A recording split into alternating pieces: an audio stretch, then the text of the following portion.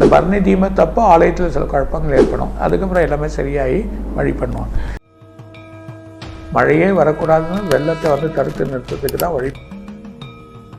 உண்மையான கதை வந்து உண்ணாமலையம்மன்.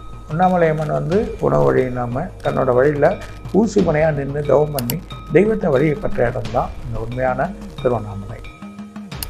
இதை தவிர்த்து பனி பிரதேசமாக இருக்கிற இடத்துக்கு போகிறதும் கொஞ்சம் தவிர்த்துக்கிறது நல்லது. இந்த இடத்துல ரோடுகள் வந்து விழும். அது வந்து பாறை பனி இதில் தான் இருக்குது, புரியுது, அந்த மலையில் தான் இருக்குது. அந்த ரோடுகள் கிட்ட ரொம்ப கேர்ஃபுல்லாக இருந்து வழி பண்ணுறது ரொம்ப நல்லது.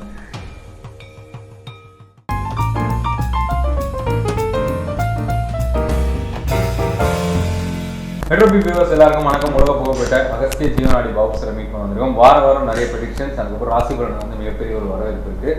ஸோ வருகிற மாதம், அதாவது ஜனவரி மாதம் ப்ரெடிக்ஷனை எல்லாரும் ஆவலாக காத்துட்டு இருக்கீங்க. ஸோ அதுக்கு முன்னாடி டிசம்பர் இறுதியில் வந்துட்டு நம்ம இந்த வார இறுதியில் என்ன மாதிரியான நிகழ்வுகள் காத்திருக்கு, அதுக்கப்புறம் கார்த்திகை தீபம் எந்த மாதிரியான விஷயங்கள் நடக்க போகுது, எப்படி இருக்க போகுது சொல்லிட்டு ஐயா கேட்டு தெரிஞ்சுக்க போகிறோம். வணக்கம் சார். வணக்கம். வணக்கம் மெட்ரோபி நேயர்களும் பக்தி தமிழ் நேயர்களுக்கும் கொரோனா ரசிகளுக்கும் இன்னைக்கு அகஸ்தியன் நான் சொல்கிறோம். ஸோ உங்களுடைய நிகழ்வுகள் எல்லாமே மக்கள் பார்த்துட்டு இருக்காங்க. ஸோ நிறைய விஷயங்கள் ப்ரெடிக்ஷன் வந்து நம்ம சொல்லுறது அப்படியே நடந்துகிட்டே இருக்குது அப்படின்னு சொல்லலாம்.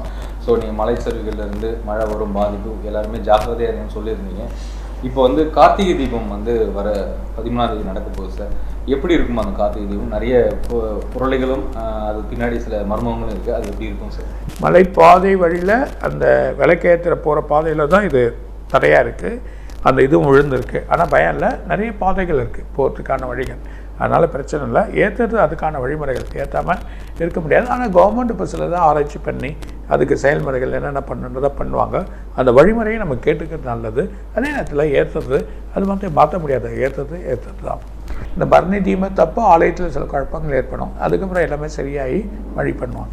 அதாவது அந்த மலையை பொறுத்த வரைக்கும் எந்த மர்மமும் கிடையாது. ஒரே ஒன்று, பிரம்மா, சிவா, விஷ்ணு இந்த 3 பேரும் தாம் பெரியவன் உயர்ந்தப்போ சிவன் உயர்ந்தி காட்டிய மலை தான் திருவண்ணாமலை. அதனால் அந்த மலையோட வழியே அதுதான். கார்த்திகை மாதம் வரக்கூடிய அந்த வழியில் ஏற்றக்கூடிய தீபம் தான் மழையே வரக்கூடாதுன்னு வெள்ளத்தை வந்து தடுத்து நிறுத்தத்துக்கு தான் வழி பண்ணியிருக்காங்க.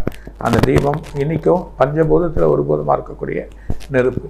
அந்த நெருப்புக்கு வழியாக இருக்கக்கூடிய இடம் தான் இந்த கார்த்திகை தீபம். திருவண்ணாமலையும் நெருப்பு மண்டலத்துக்கு உடையக்கூட தான். அந்த நெருப்போட இது வழி இருக்கிறது தான் அந்த பூஜை பதத்தில் அது ஒரு ஸ்தலம்.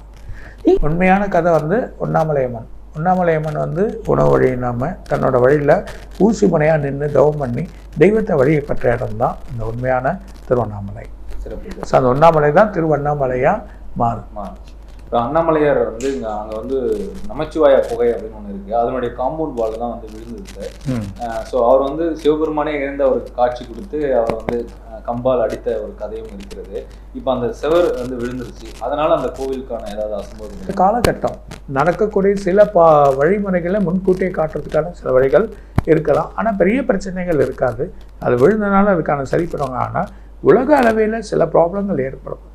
சில உலகத்தோட அளவில் வந்து நிறைய இந்த என்ன சொல்கிறாங்கன்னா இயற்கை சீற்றத்தால் வழிகள் ஏற்படக்கூடிய நிலைமைகள் இருக்குது. அந்த இயற்கை சீற்றத்தோட வலிமையில் நம்ம பார்க்குறது தான் வழி. அது நிறைய இடத்துல நடக்கப்படுது.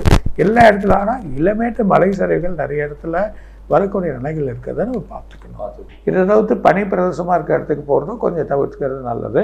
பனி பாறைகள் உருண்டு விழும். பனி பிரதேசத்தில் இருக்கக்கூடிய போர், அதாவது உத்தரகாண்ட், நம்ம என்ன சொல்கிறோம், கேதார்நாத், பத்ரிநாத், சில மௌனசரபாலாம் போகிறப்போ ரொம்ப கேர்ஃபுல்லாக இருக்கணும். சில இடத்துல ரோடுகள் வந்து விழும். அது வந்து பாறை பனி இதில் தான் இருக்குது, புரியுது, அந்த மலையில் தான் இருக்குது. அந்த ரோடுகள் கிட்ட ரொம்ப கேர்ஃபுல்லாக இருந்து வழி பண்ணுறது ரொம்ப நல்லது. இந்த மார்ச் மாதம் ஒரு பெரிய வெள்ளம் இருக்குது. அந்த வெள்ளத்தில் கிட்டத்தட்ட அந்த ரோடுங்க சில இடங்கள்லாம் அடிச்சுன்னு போகும். நார்த்தில் ஒரு கோயிலே அடிச்சுன்னு போகலாம். அந்த மாதிரி நிலைமைகள் வர்றது ரொம்ப கேர்ஃபுல்லாக இருக்கும். இதை தவிர்த்து இன்னொரு கோயிலையும் பிரச்சனை வரப்போகுது. இன்னொரு 10 நாளில் அதுவும் நடக்கிறத பார்க்க போகிறது. மிகப்பெரிய பனி வரப்போகுது. இந்த பனி ஒரு ஊரே மறையும். ஒரு ஊரே வந்து இருட்டாக இருக்கக்கூடிய நிலைமை ஒரு 2-3 நாளைக்கு அந்த நிலைமை ஏற்பட போகுது. அந்தளவுக்கு பனி சூழ்ந்துக்க போகுது. அது மூலிமா அந்த கண்ட்ரியில் ஃப்ளைட்டு போகிறது இதெல்லாம் வந்து தடையாக இருக்கும். 3 இடத்துல ஃப்ளைட் வந்து நிறுத்திடுவாங்க. 3 கண்ட்ரியில் 3 இடத்துலையும் இந்த பனி பொழிவுனால 3 இடத்துலையும் பனி இது போகிறத ஃப்ளைட் போகிறத வந்து நிறுத்தது பார்ப்பாங்க. டெல்லியில் இந்த தடவை அதிகமான டெல்லி நார்த்தெல்லாம் மிகப்பெரிய பனிகள் இருக்கும். அது இல்லாமல் பனி பொழிவுகள்னால அங்கேயும் பிரச்சனைகள். ஆனால் மாசு இது வரைக்கும் பார்க்காத மாதம் பார்த்துருவாங்க. அந்த இடத்துல வந்து இது ஆக்சிஜன் குறையதையும் நம்ம பார்க்கலாம்.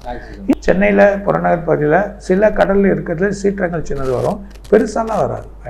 12, 18 சில இடத்துல புறநகரில் மழைகள் வரும்.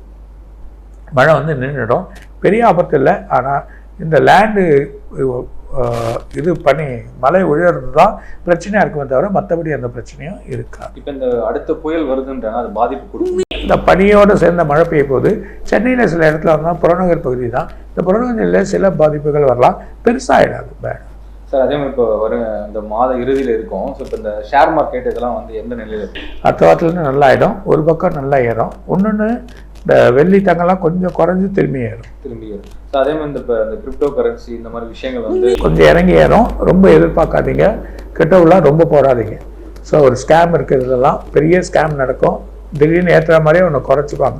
ஸோ நம்ம பணம் போய் மாட்டிக்கும். திரும்பி எத்தனை வருஷம் ஏறுமோ, எத்தனை மாதம் வருமோ நம்ம காத்து நிற்க வேண்டாம். எப்போவுமே இந்த டிசம்பர் மாதம் மட்டும் 4ஆம் தேதியிலேருந்து 20ஆம் தேதி வரைக்கும் அவங்க ஏற்றுவாங்க. அவங்க பண்டிகை வழி புரியுது, அது பண்ணுறது பெரிய பிஸ்னஸ் பண்ணக்கூடிய ஒரு பிஸ்னஸாக வரைக்கும். அதனால அதுக்கப்புறம் அந்த பண்டிகை முடிஞ்ச அப்புறமா குறைச்சிருவாங்க. ஸோ அந்த நிலைமை இருக்கிறதுனால ஸோ மக்கள் வந்து ரொம்ப கவனமாக இருக்கிறது நல்லது. ஸோ இது வந்து பெரிய ஸ்கேம் இருக்கணும். ஆனால் ட்ரம்ப் வந்து இதெல்லாம் ஏற்றுவார். இதெல்லாம் ஒரு நல்ல எலான் மஸ்கோட ஃப்ரெண்டுன்றதுனால ஏறுதுன்றாங்க.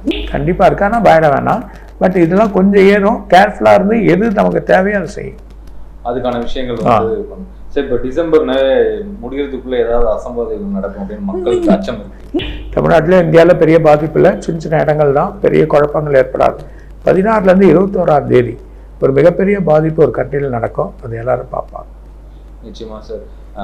வருகிற மாத பலன்களை எல்லாரும் மாவள காத்து கண்டிப்பாக சொல்கிறேன். ஸோ நல்லபடியாக மீண்டும் வந்து ஒரு நல்ல சந்திப்பில் நல்ல விஷயங்கள் சொல்லுவோம் சார். வணக்கம். வணக்கம். வணக்கம் என்ற பிபின் நேயர்களுக்கும் கோடான கொடிகளுக்கும் இன்னும் நிறைய இருக்கு அகத்தை சொல்லுவார். வணக்கம்.